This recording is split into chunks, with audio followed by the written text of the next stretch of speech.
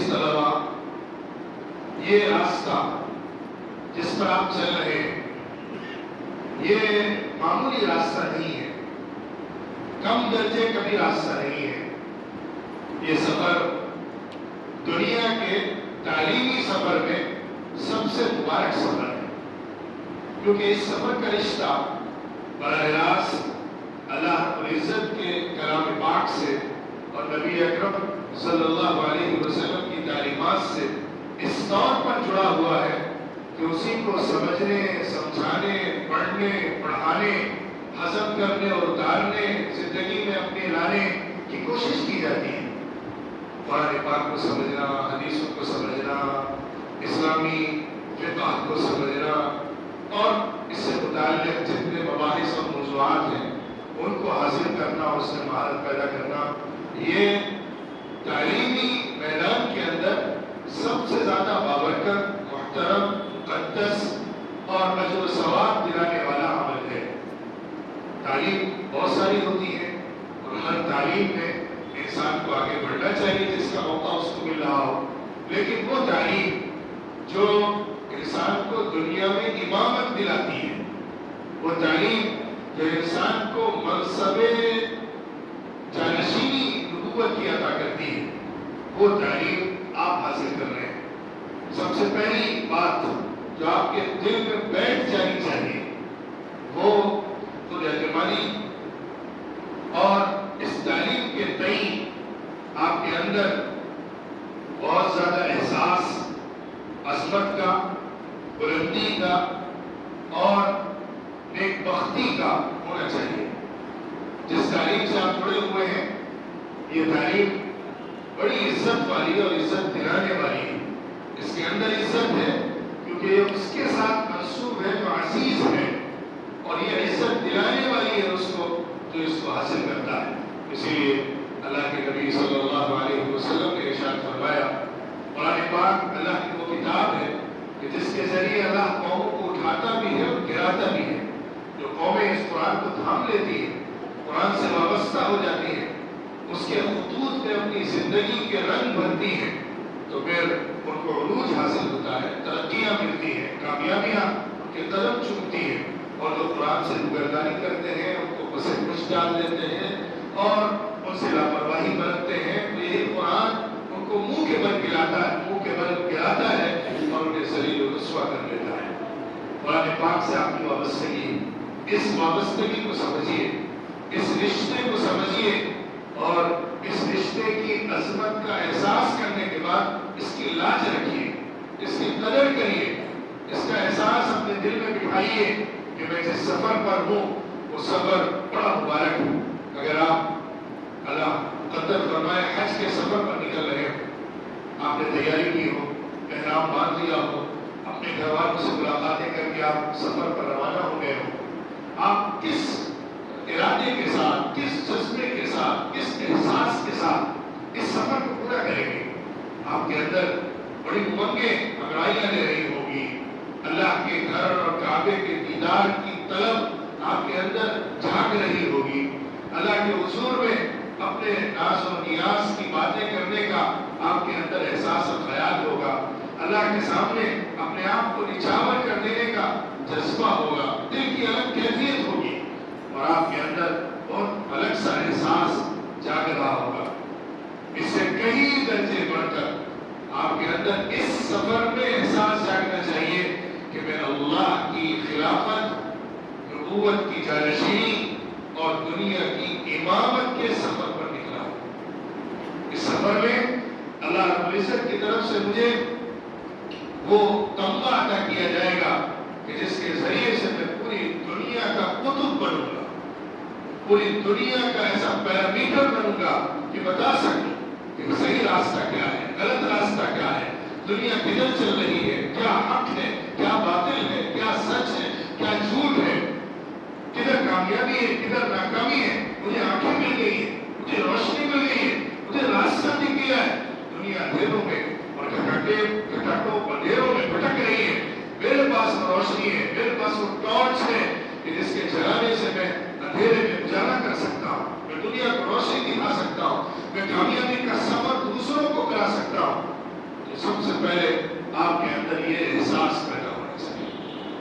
دوسرے نمبر پر صرف جذبہ کافی نہیں ہوا کرتا ہے. جذبہ ابھارتا ہے، آمادہ کرتا ہے ہدف کو حاصل کرنے کے لیے. کوئی آدمی بڑے ارادے اور جذبے کے ساتھ احرام تو باندھ لے، لیکن نہ ٹکٹ کرائے نہ ویزا لے، نہ وہ حج میں جانے کے لیے اپنا سفر شروع کرے، تو اسے کہا جائے گا کہ ایسا بیوقوف آدمی ہے. حج کی باتیں کرتا ہے اور حج کی امنگیں اور ارادے اپنے دل میں بٹھائے ہوئے ہیں، اور یہاں تک کہ احرام تک باندھ لیا ہے، لیکن ابھی اس نے ٹکٹ تک نہیں کرایا ہے. ابھی جانے کے لیے جو بیسک پروسیجر ہے وہ بھی اس نے اختیار نہیں کیا جائے. اسی طرح اگر آپ کے اندر یہ جذبہ تو پیدا ہو گیا کہ مجھے دنیا کا امام بننا ہے، صرف مسجد کا امام نہیں، دنیا کا امام، قوموں کا امام، امت کا امام، ملت کا امام، انسانیت کا امام، جو صحیح راستہ بتا سکتا ہو، جو نشاندہی کر سکتا ہو، جو نباز حکیم کا کام کر سکتا ہو. کہاں پانی مر رہا ہے، کہاں کمیاں ہو رہی ہیں، کہاں اخلاقی خرابیاں پیدا ہو چکی ہیں، انسانیت کو نقصان پہنچانے والے امور کیا ہیں، اس کی نشاندہی کر کے بتا سکتا ہو اور انسانیت کو سچی شاہراہ پر لا سکتا ہو. یہ امامت کے منصب کا جذبہ اگر آپ کے اندر پیدا ہو گیا، لیکن آپ نے اس کے سفر کی تیاری نہیں کی، آپ نے اس کے انتظامات نہیں کیے اور بنیادی جو ضرورتیں اس کو نہیں حاصل کیا، تو آپ جذبہ لیے اپنے دل میں بھر جائیں گے، لیکن کچھ کر نہیں دکھا پائیں گے. وہ سفر کیا ہے، وہ ضرورتیں کیا ہیں، وہ انتظامات کیا ہیں، اس کو سمجھیے. میں اسی کو تھوڑا سا سمجھانے کی کوشش کروں گا. آپ مدرسے میں داخلہ لیتے ہیں، داخلہ لینے کے بعد اپنا کلاس اور درس شروع کر دیتے ہیں. کتابیں آپ کو دے دی جاتی ہیں، جو درسیات ہیں ان کا انتصاب ہوتا ہے، وہ آپ کو پکڑا دیا جاتا ہے. کلاس میں استاد آنے لگتا ہے، آپ کتابیں پڑھنا شروع کر دیتے ہیں، سمجھتے ہیں، کچھ سمجھ میں نہیں آتا، کچھ مذاکرہ کرتے ہیں، کچھ مذاکرہ نہیں کرتے، کچھ مطالعہ کرتے ہیں، کچھ مطالعہ نہیں کرتے. اس طرح یہ سفر چلتا رہتا ہے. لیکن آپ کو اگر سنجیدگی کے ساتھ، پوری سیریسنس کے ساتھ، احساس ذمہ داری کے ساتھ اگر اس سفر کو طے کرنا ہے، تو آپ کا ہر دن ایک نئے دروازے کو کھولنے والا ہونا چاہیے. ایک بات کہی جاتی ہے اور صحیح کہی جاتی ہے کہ اگر آپ کا کل آج سے بہتر نہیں ہے تو آپ نقصان میں ہیں. اگر کل آج جیسا ہے تب بھی آپ نقصان میں ہیں. ہر آنے والا دن پچھلے گزرے ہوئے دن سے بہتر ہونا چاہیے. آپ کو نیا علم ملنا چاہیے، آپ کو نئی فکر ملنی چاہیے، آپ کو نئی امنگ آنی چاہیے آپ کے اندر، اور جذبہ بیدار ہونے کے ساتھ ساتھ محنت آپ کی بڑھ جانی چاہیے. اگر ایسا نہیں ہو رہا، اگر ہر دن آپ کچھ نیا نہیں سیکھ رہے، ہر دن آپ مزید محنت پر آمادہ نہیں ہو رہے، تو آپ سمجھ لیجئے کہ آپ نقصان میں جا رہے ہیں. آپ کا یہ تعلیمی سفر نقصان سے دوچار ہو رہا ہے.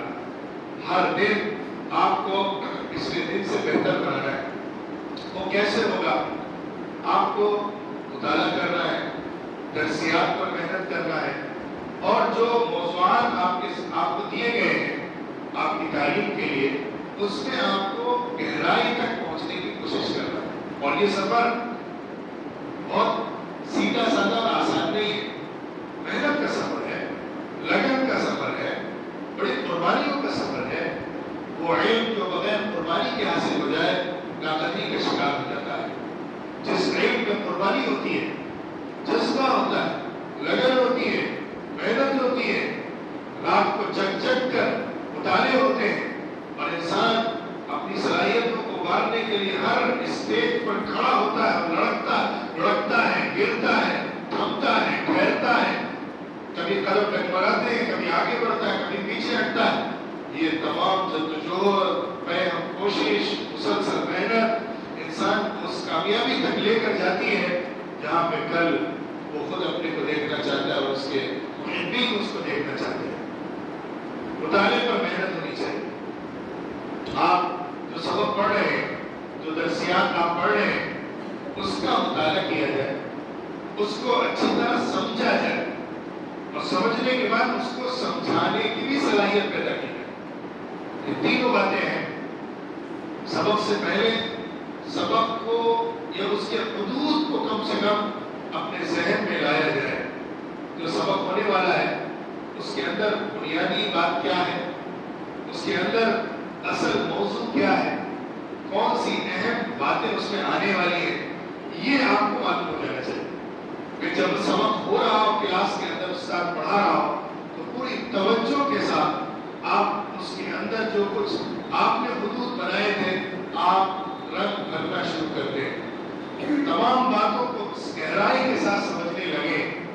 پھر سمجھنے کے بعد آپ اپنے اندر سمجھانے کی صلاحیت پیدا کریں. آپ دوسروں کے سامنے جو سبق آپ نے پڑھا ہے اس کو بیان کر سکتے ہو. اگر آپ صرف سن کر سمجھ لے رہے ہیں اور آگے کسی کو سمجھا نہیں پا رہے ہیں تو آپ کا علم ناقص رہ جائے گا. اسی کے لیے مذاکرہ ہوتا ہے.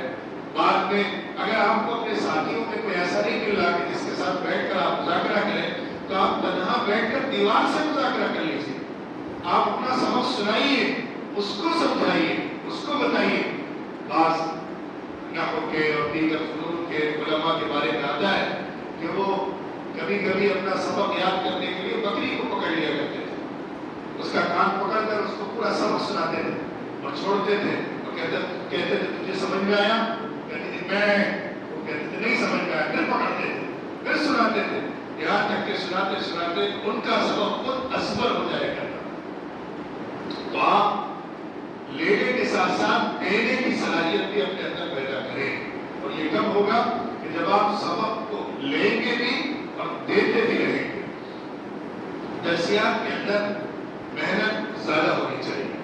خاص طور پہ آپ جس مرحلے کے اندر ہیں, جو عالمیت کے ابتدائی سال ہوتے ہیں, عالیہ تک آنے کے جو سال ہوتے ہیں, ثانویہ خامسہ تک, عالیہ اولیٰ عالیہ ثانیہ تک بھی آپ لے لیجیے, اس میں بہت زیادہ محنت آپ کی درسیات پر ہو. اور درسیات پر محنت کا مطلب یہ نہیں ہے کہ آپ کتابوں کو حل کر لیتے ہو. کتابوں کو حل کر لینا کمال نہیں, کتابوں کے فن سے وابستہ ہو جانا کمال ہے. آپ فقہ پڑھ رہے ہیں تو اس میں آئے ہوئے مسائل کو آپ نے ازبر کر لیا, یاد کر لیا, امتحان میں لکھ دیا, یہ آپ کی صلاحیت بندی اور کامیابی نہیں ہے. آپ نے ان مسائل کو ایسا سمجھا کہ اگر اس جیسے مسائل آپ کے سامنے نظائر کی شکل میں بتائے جا رہے ہیں تو آپ استنباط کر کے انہی کی روشنی میں مسئلے بتا سکتے ہو. اجتہاد کی صلاحیت کی بات نہیں کر رہا ہوں کہ آپ اجتہاد کر کے مجتہد بن کے مفتی بن کے مسئلے بتائیں. میں کہہ رہا ہوں کتاب میں جس شکل میں مسئلہ بیان کیا گیا ہے اس سے ہٹ کر ذرا ٹیکی انداز میں, اس کو کہا جاتا ہے ذرا گھما کر دوسرے طریقے پر دوسری نظیروں کے ذریعے سے اگر مسئلہ پوچھا جا رہا ہے تو آپ اس کو حل کر پا رہے ہیں, آپ اس کا جواب دے پا رہے ہیں, تو اس کا مطلب آپ نے فن کو سمجھا. اسی طرح عربی زبان, عربی زبان آپ پڑھ لے رہے ہیں. آج کل معمول کیا ہوتا ہے, اطراف راشدہ پڑھ رہے ہیں, قصص النبی پڑھ رہے ہیں, اس کے بعد منصورات میں آ گئے, مختارات تک پہنچ گئے. طلبہ کا طریقہ یہ رہتا ہے کہ بھئی جو درس پڑھایا جا رہا ہے اس کے الفاظ معنی لکھ لو, عبارت حل کر لو, اس میں اعراب لگا لو. امتحان میں یہی سب آ رہا ہے. امتحان میں الفاظ معنی پوچھے جائیں گے, عبارت پر اعراب پوچھا جائے گا, ترجمہ پوچھا جائے گا. اس کی تیاری کر لو, اتنا سبق حل کر لو کہ جو درس کے اندر باب آئے ہیں, کتاب کے اندر جو اسباق آئے ہیں, ہم اس کے اندر کہیں پھنسے نہیں, اس کو نکال لے جائیں اور ان تمام اسباق کو حل کر لے جائیں. یہ سوچ ہماری ہوتی ہے. اس سے آپ کو کبھی عربی نہیں آئے گی. آپ کو اگر عربی میں مہارت پیدا کرنا ہے, آپ کو عربی سیکھنا ہے, تو آپ کو ان کتابوں کو حل کرنے کے ساتھ ساتھ ان کی بنیاد پر از خود اپنی عبادتیں بنانی پڑیں گی. آپ کو کتاب یا حل کتاب تک محدود رہنے کے بجائے اس کتاب کے اسلوب کی روشنی میں اپنے اسلوب کو ڈھالنا پڑے گا. آپ کے اندر جملے بنانے کی صلاحیت پیدا ہو جائے, آپ کے اندر سن کر سمجھنے کی صلاحیت پیدا ہو جائے, آپ کے اندر بغیر استاد کے تجربے کی عبارت پڑھ کر خود سے مطلب حاصل کرنے کی صلاحیت پیدا ہو جائے. یہ جب پیدا ہوگی تبھی آپ کو عربی زبان آئے گی. آپ منصورات پڑھ رہے ہو یا مختارات کے مرحلے میں ہو تو اپنے اندر کوشش یہ کریں کہ میں اس سے ہٹ کر بھی دوسری کتاب پڑھوں گا اور بغیر استاد کے اس کو سمجھوں گا. بغیر استاد کے میں کتاب پڑھ کر سمجھنے کی کوشش کروں گا. قاموس کو سامنے رکھوں گا, لغت کو سامنے رکھوں گا اور سامنے رکھ کر میں اپنے طور پر کتاب کو حل کروں گا, سمجھوں گا. جب تک آپ عربی کو عربی میں نہیں سمجھنے لگے تب تک آپ سمجھ لیجئے کہ صلاحیت نہیں پیدا ہوئی عربی. جب تک آپ عربی کو ترجمہ کر کے سمجھتے ہو تو آپ سمجھ لیجئے کہ سیکنڈ ہینڈ جیسے ہوتی ہے چیز ویسے سیکنڈ ہینڈ فن آپ کے پاس آ رہا ہے. براہ راست سمجھنا ہے, خود سے سمجھنا ہے اور لغات کا دیکھنا, اس کا مطالعہ کرنا اور ہر لفظ کو حل کرنا یہ عیب کی بات نہیں. اگر آپ کوئی کتاب پڑھا رہے ہیں, آپ کو لگ رہا ہے کہ اس میں بہت سارے گاڑے الفاظ آ رہے ہیں, نئے الفاظ آ رہے ہیں, مجھے سمجھ میں نہیں آ رہا ہے, ہر جملے اور ہر سطر میں مجھے قاموس کھولنی پڑ رہی ہے, یہ کوئی عیب کی بات نہیں بلکہ آپ کے لیے زیادہ مفید ہے. آپ جتنا زیادہ قاموس کھولیں گے, جتنا زیادہ لغت کھولیں گے اپنی کتاب کو حل کرنے کے لیے, اتنا ہی آپ زبان کے اندر قوت پیدا کر سکیں گے اور مہارت حاصل کر سکیں گے. تو جو کتابیں آپ اپنے فن کی پڑھ رہے ہیں ان کے ساتھ ساتھ زبان کے اندر خاص طور پر جو فنون کی کتابیں ہوتی ہیں, ایک علم ہے, فن ہے. علم کو کہا جاتا ہے سائنس اور فن کو کہا جاتا ہے آرٹ. عموماً علوم و فنون بولا جاتا ہے لیکن دونوں میں فرق ہوتا ہے. سائنس معلومات کا مجموعہ ہوتا ہے, فن وہ طریقے اور اسلوب اور انداز بیان اور چیز کو پیش کرنا, زبان وغیرہ اور بیان سے متعلق چیزیں جو ہوتی ہیں اس سے متعلق ہوتا ہے.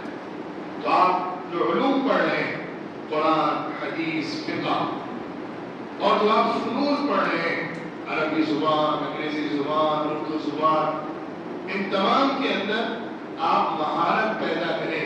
کیسے مہارت پیدا کریں؟ میں نے ایک فارمولا تو یہ بتایا کہ درسیات میں آپ کے لیے جو جو چیزیں طے کی گئی ہیں آپ اس کو بہت محنت سے حل کریں, سمجھیں اور سمجھانے کی صلاحیت اس کے اندر پیدا کریں. دوسرے نمبر پر جو فنون کی چیزیں ان کے اندر صرف نصاب پر محدود نہ رہیں. فنون والی چیزوں میں بطور خاص زبان میں اور زبانوں میں بھی بطور اخص عربی زبان میں آپ نصاب سے باہر از خود مطالعے کی عادت ڈالیں اور مطالعہ کر کے خود سے زبان کو سمجھنے کا ہنر پیدا کریں. لغت کا استعمال کر کے اس کا سہارا لے کر آپ اساتذہ کے مشورے سے کوئی کتاب منتخب کریں, اس کو پڑھیں, ایک ختم کریں, دوسری شروع کریں, دوسری ختم کریں, تیسری شروع کریں. جب تک آپ دسیوں کتابیں عربی کی خود سے نہ پڑھ لیں آپ عربی کی مہارت نہیں پیدا کر سکتے. ہمیں یاد ہے کہ جب ہم اپنے زمانے طالب علم میں پڑھا کرتے تھے تو شوق ہوتا تھا کہ جلد سے جلد کتاب ختم کی جائے اور دوسری کتاب شروع کی جائے. ایک ادیب کو پڑھا جائے تو دوسرے ادیب پر پہنچا جائے. منفردی کی پڑھ لیں تو تنتاوی پر آئیں, تنتاوی کو مکمل کر لیں, اس کی 2 کتابیں پڑھ لیں تو پھر طه حسین کو دیکھیں, طه حسین کا کچھ مطالعہ کر لیں تو عقاد کی طرف بڑھیں. سلسلہ وار جب آپ ادبا کا مطالعہ کرتے ہیں, ان کی کتابوں کو پڑھتے ہیں تو پھر آپ کے اندر اسالیب بھی پیدا ہوتے ہیں, رنگ رنگ آپ کے اندر ادب جاگتا ہے اور پیدا ہوتا ہے. پھر اس کے بعد آپ از خود اسالیب کو پڑھ کر سمجھنے کی صلاحیت اپنے اندر پیدا کر لیں گے. اور آج کا زمانہ تو موبائل کا زمانہ ہے, یوٹیوب کا زمانہ ہے. آپ فضولیات میں اپنا وقت ضائع کرنے کے بجائے, سوشل میڈیا اور اس میں اپنا وقت ضائع کرنے کے بجائے مفید مصرف میں ان آلات کو استعمال کریں. یہ آلات اگر آپ کو تعلیمی ہنر پیدا کرنے اور تعلیمی صلاحیت پیدا کرنے میں مفید بن رہے ہیں تو اچھے ہیں, لیکن عام طور پر ان کی مضرت زیادہ ہو گئی. آپ اچھے عربی لیکچرز کو سنیے, خطبات کو سنیے, محاضرات کو سنیے. اہم موضوعات کے اوپر جو لٹریچر, جو مواد یوٹیوب کے اوپر اور دوسرے پلیٹ فارمز کے اوپر موجود ہے, اگر آپ اس کو लगन के साथ, मेहनत के साथ, फिक्र के साथ, होशमंदी के साथ समझेंगे, सुनेंगे, आप बहुत कुछ हासिल कर सकते हैं। पहले लोग एक एक बड़े आलिम से कुछ सुनने के लिए मीलों का सफर, सैकड़ों मीलों का सफर किया करते थे और उसके पास जाकर बैठकर कुछ सुन पाते थे। आप 2 मिनट में अपने मोबाइल से उसकी तमाम मौज़ूआत पर जो बहसें हैं, बातें हैं, वो हासिल कर सकते हैं। इल्म इतना आसान हो गया, इल्म इतना करीब आ गया, इल्म इतना सुहूलत से हमारे लिए और मैसर हो गया, लेकिन फिक्र खत्म हो गया, एहसास खत्म हो गया, होशमंदी मर गई, जज्बा मिट गया। मैंने जिस बात से शुरू किया था उसी को फिर से दोहराइए। जज्बा ही इंसान को कहां से कहां तक लेकर जाता है। वो जज्बा ही था जो मुहद्दिसीन निज़ाम को हजारों हजार किलोमीटर तक एक एक हदीस सुनने के लिए आमादा कर देता था, उनको लेकर जाता था। आज उलूम व फुनून का गंजीरा हमारे हाथ में हो, लेकिन फिर भी हम वक्त का ज़िया करते हुए दूसरी चीजों में अपने वक्त को ज़ाया करते चले जाते हैं और अपनी सलाहियतों को बेकार करते चले जाते हैं। तो जुबान के हवाले से खास तौर पर आप इस बात की फिक्र करिए कि उन मौज़ूआत को जो आप किताबों के अंदर मुख्तलिफ दरसियात की किताबें और निसाब की किताबों की शक्ल में पढ़ रहे हैं, उसके साथ साथ आप खुद मुताले की आदत डालें और मुख्तलिफ असालीब को असातिज़ा की रोशनी में पढ़ें। पहले आप इब्तिदाई छोटे छोटे किस्से पढ़ें, कामिल किलानी से शुरू कर लीजिए, नजीब किलानी से शुरू कर लीजिए, अल-क़सस अल-अरबिया शुरू कर लीजिए, उसके छोटे छोटे पॉम्फलेट्स आते हैं। और अब तो और भी मिस्र से किताब छपी है अदबुल अत्फ़ाल के ऊपर, आप उन किस्सों को लीजिए, उसको कहानियों की शक्ल में पढ़िए, आसान जुबान में किस्से आपके सामने आएंगे, आप उसको हल करते चले जाएंगे। फिर आप आगे बढ़िए, बड़े उलमा को पढ़िए, आप फलूती है, तंतावी है, हुसैन है, इनका मुताला करिए। फिर जरा मुख्तलिफ पैदा हो जाए तो अक़ाद को पढ़िए, उनकी आदत जरा मुश्किल होता है। तो आप जस्ता जस्ता जैसे आगे बढ़ते चले जाएंगे, आपको हासिल करना, समझना और उसलूब को पकड़ना आसान होता चला जाएगा। इसके साथ साथ एक दूसरी मेहनत जो चलनी चाहिए वो खुद से लिखने की है, खुद से अरबी बनाने की है। आप कोशिश करिए कि दरसियात में आप जो किताबें पढ़ रहे, मौलाना अली मियां रहमतुल्लाह अलैह की जो किताबें आप अरबी जुबान में पढ़ रहे हैं, उनके उसलूब को समझकर आप कुछ लिखिए। मिसाल के तौर पर आपने क़ससुन नबिय्यीन में हज़रत इब्राहीम अलैहिस्सलाम का किस्सा पढ़ा, वो किस्सा आपने पढ़ लिया, आप बिल्कुल पहले दर्जे में, अरबी आपकी शुरू हुई है, मन कसरल असनाम से आपने शुरू किया है, तो उसके अंदर आपने 5, 6, 10, 15 अल्फाज को सीख लिया। आप उन अल्फाज से जुमले बना लीजिए।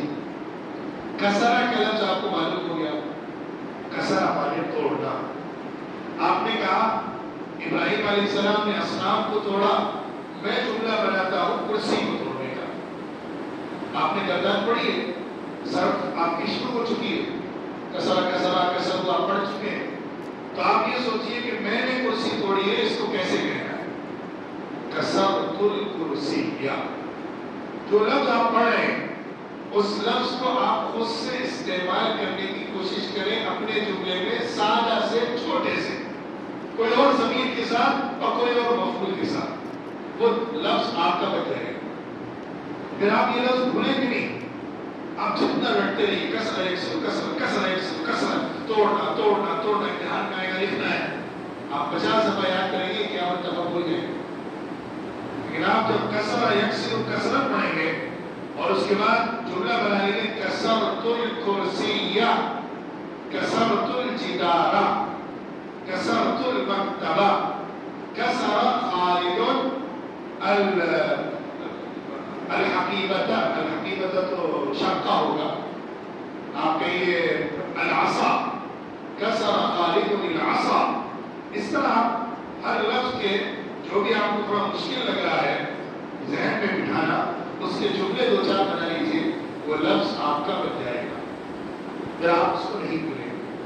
फिर आगे बढ़ेंगे आप, जब आप मंसूरात के मरहले में आ जाए तो उस वक्त आप देखें कि उसके अंदर जिस तरह से موضوعات کو جمع کیا گیا ہے، الگ الگ موضوعات کو کس طریقے پر پیش کیا جاتا ہے، کس طرح سے بیان کیا جاتا ہے. آپ کوشش کریے کہ اس اسلوب میں آپ بھی کچھ لکھ پائیں، اس اسلوب میں آپ بھی کچھ لکھنے کی صلاحیت اپنے اندر پیدا کر سکیں. اس کی کوشش اور اس کی فکر آپ کے اندر ہونی چاہیے.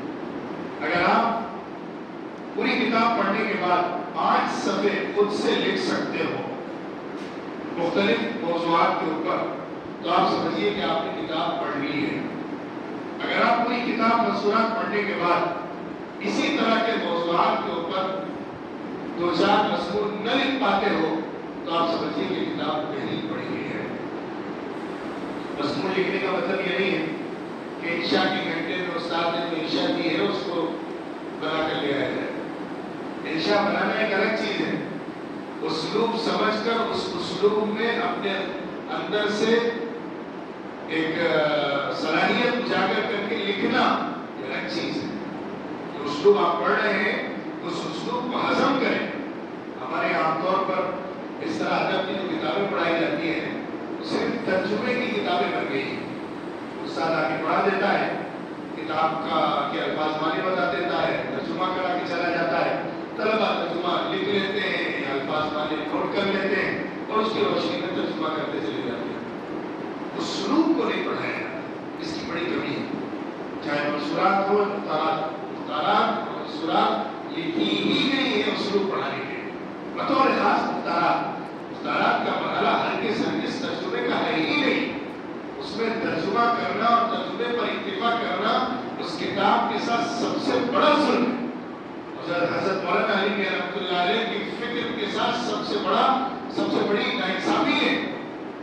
انہوں نے اس کتاب کو مختلف نمونوں کو جمع کر کے بہترین مرقع پیش کر کے ہمارے سامنے لایا تھا کہ مختلف اسالیب کو پڑھنے کے بعد ادب کا، زبان کا، فن کا جو الگ الگ رنگ ہے وہ ہمارے اندر پیدا ہوتے ہیں. ہم اس رنگ میں رنگنے لگے، ہم اسالیب کو پکڑنے لگے اور اس کی روشنی میں اپنی زبان کو جلا بخشے. قرآن سے لے کر عصر حاضر تک کے تمام اسالیب کو حضرت مولانا نے جمع کر دیا، تمام اسالیب کو اس میں پیش کر دیا. تو اس کو اس طرح سے پڑھیے کہ آپ کے اندر صلاحیت پیدا ہو جائے کہ آپ اس کو سمجھ بھی سکتے ہو اور اس کے مطابق اس اسلوب میں کچھ عرض بھی کر سکتے ہو، کچھ لکھ بھی سکتے ہو. لکھنے کا معمول بنائیے. آج کل طلبہ میں لکھنے کا ذوق بہت کم ہوتا جا رہا ہے، لکھنے کا شوق کم ہوتا جا رہا ہے. جب سے یہ سوشل میڈیا آیا ہے اور سوشل میڈیا پر چھوٹی چھوٹی پوسٹ اور اسی کے اوپر اپنی باتیں کہنے اور سننے کا رجحان بڑھا ہے تو لوگوں نے مضامین لکھنا چھوڑ دیا. طلبہ کے اندر ذوق و شوق ختم ہو گیا ہے کہ مجھے اس موضوع پر قلم اٹھانا ہے، 10 کتاب کا مطالعہ کر کے ایک مضمون تیار کرنا ہے. یہ ذوق ختم ہو گیا. آپ اپنے اندر اس ذوق کو ضرور پیدا کریں. جب تک آپ کا قلم پائیدار نہیں ہوگا، مضبوط نہیں ہوگا، طاقتور نہیں ہوگا اور وہ اسلوب کو پکڑ کر جو آپ کا خود بنتا چلا جاتا ہے دھیرے دھیرے آگے بڑھ کر کوئی مضمون پیش کرنے کی صلاحیت نہیں پیدا کرے گا، آپ مؤثر شخصیت نہیں بن سکتے. آپ کو اپنے آپ کو مؤثر بنانا ہے، ایک اچھا عالم بنا کر پیش کرنا ہے. تو ہمیشہ لکھنے کا معمول بنائیے اور مطالعہ زیادہ کریے اور خود سے کچھ نہ کچھ ضرور لکھتے رہیے. عربی زبان میں خاص طور پر اس کا اہتمام کریے تاکہ زبان آپ کی پکڑ میں آتی چلی جائے. جب آپ 2-4 جملے لکھ لیتے ہیں، ایک مضمون ایک صفحے کا تیار کر لیتے ہیں تو آپ کے اندر ایک الگ خوشی پیدا ہوتی ہے کہ میں نے ایک صفحہ عربی زبان میں لکھا ہے، میں نے اپنے اعتبار سے ایک انشاء بنائی ہے، ایک مضمون تیار کیا ہے. اس میں غلطیاں ہو سکتی ہیں، استاد اس کو صحیح کرے گا، لیکن آپ کے اندر اعتماد پیدا ہو. وہی اعتماد چاہیے. اور دوسرے نمبر پر تکلم کی صلاحیت پیدا کرنا. زبان بولنا، زبان جو ہوتی ہے وہ صرف پڑھ کر سمجھنے کے لیے نہیں ہوتی ہے، زبان ادا کرنے کے لیے ہوتی ہے، بولنے کے لیے ہوتی ہے، تحدث اور تکلم کے لیے ہوتی ہے، تاکہ ہم جو پڑھ رہے ہیں، جو سیکھ رہے ہیں، اس کو اس میں کہہ بھی سکتے ہیں. اور اس کے لیے سب سے مؤثر طریقہ मुमावसा है, बराबर मेहनत और मुसलसल कोशिश। जब तक आप बोलेंगे नहीं, आपको जुबान बोलना नहीं आएगी। आप सोचें कि मैं पूरी आलिमियत कर लूंगा, बहुत बड़ी बड़ी किताबें पढ़ लूंगा और जो अदब की ऊंची ऊंची किताबें हैं उनको हल कर लूंगा तो मुझे अरबी जुबान में बातचीत करना आ जाएगा। आपको अरबी समझना तो आ जाएगा, अरबी बोलने वाले की अरबी सुनकर आप उसकी बात को हासिल तो कर सकेंगे, लेकिन खुद से अदा नहीं कर सकेंगे। खुद से अदा करने के लिए बोलना जरूरी। अगर आप छोटे बच्चे को जो मासूम सा पैदा होने के बाद घर में होता है, आप उसको घर पे रखें, उसके सामने बोले नहीं, उससे गुफ्तगू न करें और उसकी लड़खड़ाती जुबान को संभाले नहीं और उसको बार बार गलत बोलकर सही बोलने पर आमादा न करें, वो बच्चा कभी भी नहीं बोल पाएगा, गूंगा रह जाएगा।